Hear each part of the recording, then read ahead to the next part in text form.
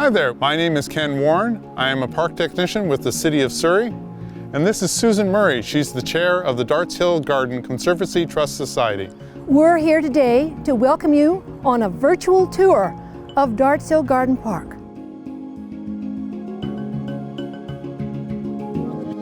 My name is Francisca Darts, and this is Gus, which is short for Angus MacDonald. We both welcome you to Darts Hill Garden Park.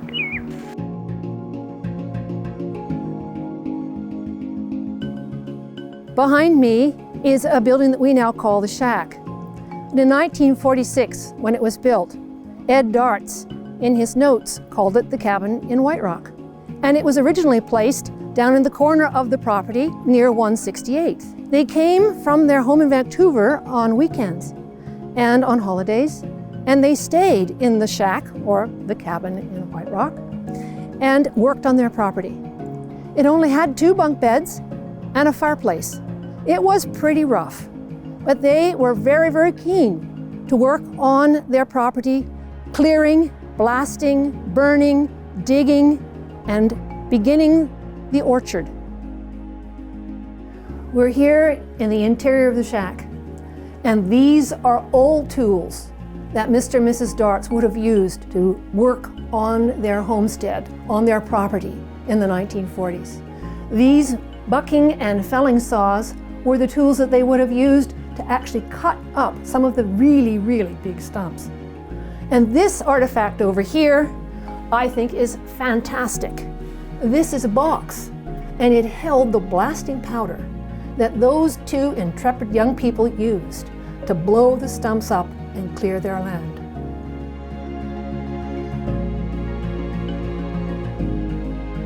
Mr. and Mrs. Darts built their own home with their own hands. The basement, it was unfinished in 1947, but they moved in anyways. Mrs. Darts was given the opportunity to live on the property for the remainder of her life. It was known as a life estate agreement, and she did so. And the garden continued to flourish under her caring hands. Here we are in the interior of Ed and Francisca Darts' home, and all of the furnishings that you see are the original furnishings.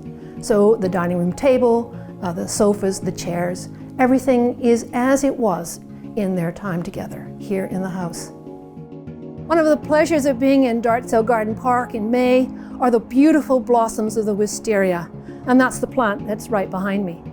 In addition to the immediate view of the wisteria, the Darts enjoyed a grand panoramic view of the Gulf Islands from their deck.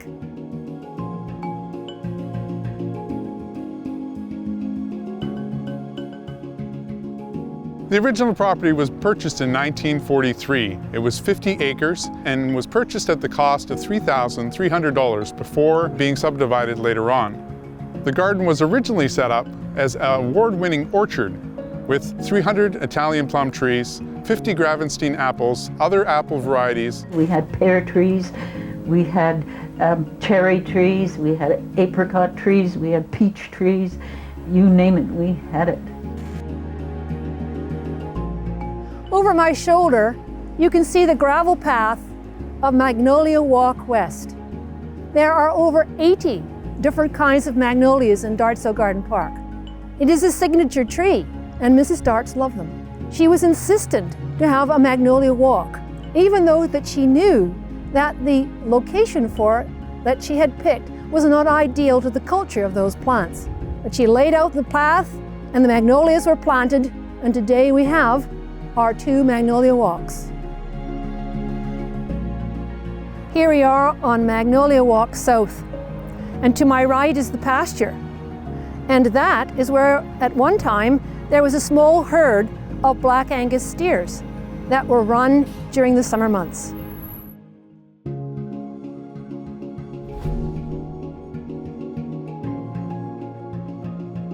This is bed 44, the Perennial Bed. This is the last bed in Darts Hill Garden Park that Mrs. Darts selected all the plants herself. It's just beginning to look great. If you come back in the summertime or the fall, this becomes a magnificent showpiece of bold and colorful perennial plants. Here we are at bed 50. Bed 50 is called the birthday bed. And it's called the birthday bed because Mrs. Darts' gardener, Graham, constructed it to honor her 90th birthday. His plan, and with her agreement, was to choose plant materials that were hers and Ed's favorite plants. And so that's what we see. We see plants that she and Ed were very fond of. In fact, in this bed, we also have to honor them 2 rhododendrons. One called Rhododendron Ed Darts, and the other Rhododendron Francisca Darts.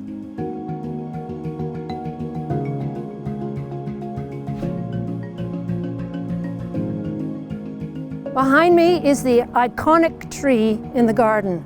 It's a hybrid walnut. It was planted in the 1950s by Mrs. Darts. It is a rare and unusual tree, magnificent in every regard, and was one of the first trees to be declared a heritage tree in the City of Surrey in 1997. These beautiful poles have been placed to help support the very heavy scaffolding limbs and to prevent them from breaking under storm or wind conditions. We are both now more than 50 years old and have enjoyed our time together. I hope that you enjoy the garden as much as the two of us have.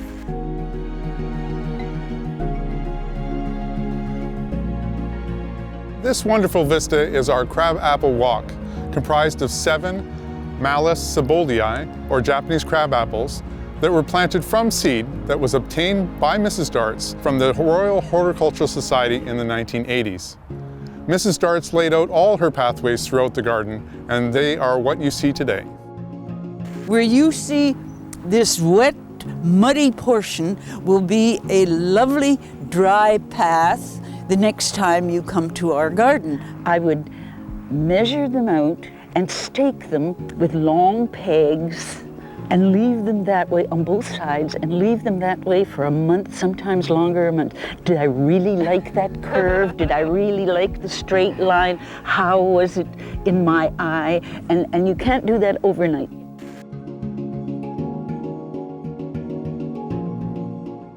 One of the spring highlights of Darts Hill Garden Park is our Augustinian Walk. This is comprised of many species of Rhododendron augustinii. These cultivars are very different in the subtle hues of mauve and purple that are in each of the different types of flowers. Mrs. Darts had over 800 types of rhododendron in the garden. This one, for example, is Rhododendron cassangiae. Now, it has a wonderful fuzzy indumentum underneath the leaves, as you can see. And there I saw the leaves, the gorgeous indumentum at the back, narrow leaves, curly leaves, you name it. I loved every one of them. You think I was nuts when I'm talking about leaves with such enthusiasm.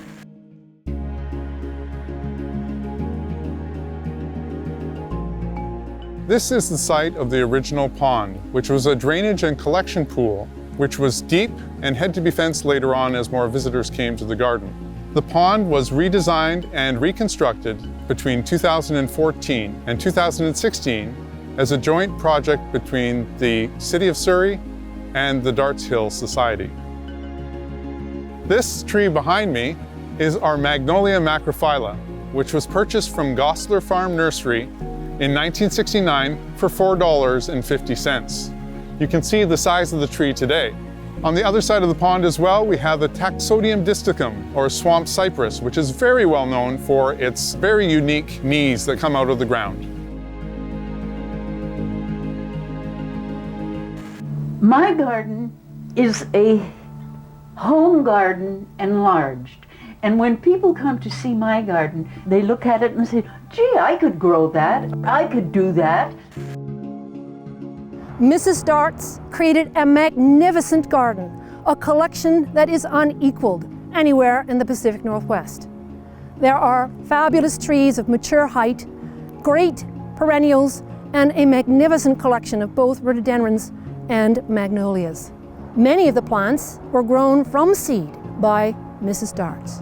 Darts Hill Garden Park was donated to the City of Surrey in 1994. It is one of the greatest gifts that the City of Surrey will ever receive. Thank you for coming to Darts Hill Garden Park for our virtual tour. We hope you enjoyed the tour and we'll hope to see you again.